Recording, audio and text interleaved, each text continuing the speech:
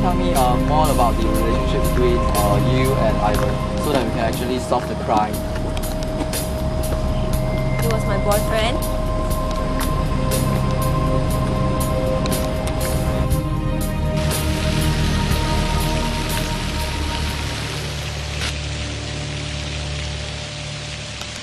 My boyfriend, we are classmates, and this is how we get to know each other. Rick, who is Ivan's best friend, was also a classmate of ours. All I know was Rick was jealous about the relationship between Ivan and me. Ivan, however, didn't believe me when I told him about it. He always said that he knew Rick to be above that, and that such a thing would not come between them as friends. Now that Ivan is dead, he doesn't seem to be sad at all.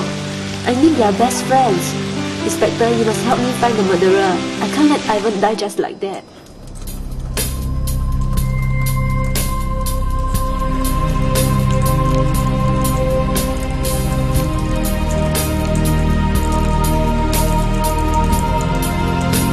I can't believe that.